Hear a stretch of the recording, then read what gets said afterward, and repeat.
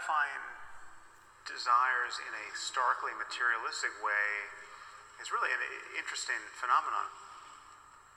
You have this thing that you were obsessed about, but then the new version comes out, which is new and improved in a dozen ways. When it comes to the newest, hottest, most crave-worthy status symbols, you can bet customers will wait long hours to snag one. And now you no longer care about the one you have. In fact, the one you have is a source of dissatisfaction. I think we're confused about what's going to make us happy. Many people think that material possessions are really at the center of the bullseye, and they expect that gratifying each desire as it arises will somehow summate into a satisfying life. It is clear that as human beings, we have strong attachment, initially in our lives, to people who are caring for us. And sometimes it feels like those attachments spill over to objects, as if they were as important as people.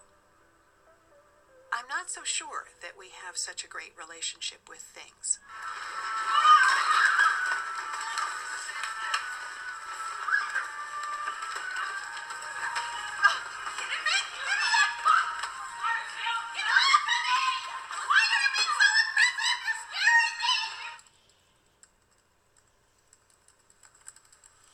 I was talking to the author and sociologist Julie Shore, and I said the problem with our society is that we're too materialist.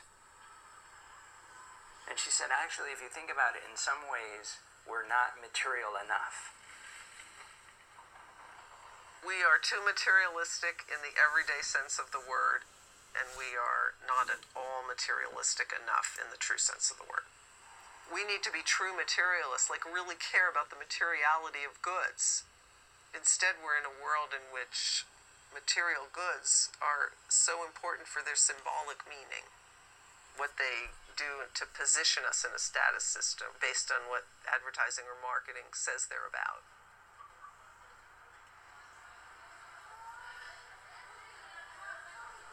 The status quo in the fashion industry right now is driven by fast fashion. Maybe when our moms were shopping for clothes, or our grandmothers, there were 4 seasons a year. Or maybe even 2 seasons. You dressed for the cold, you dressed for the warm. Now we work in a cycle of 52 seasons per year.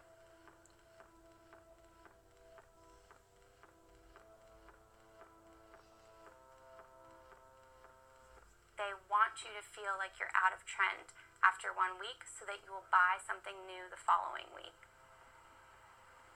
There have actually been accounts of big fashion retailers bailing all of the clothes from 1 week together, slashing through them with scissors, destroying them, and leaving them on the side of the road so that nobody can resell them or even wear them. They want consumers to buy as much clothing as quickly as possible.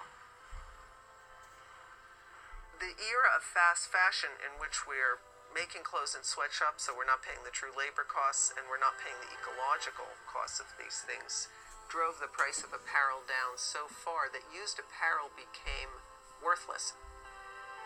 I like to think rice and beans cost more than used apparel. In historical terms, that's the world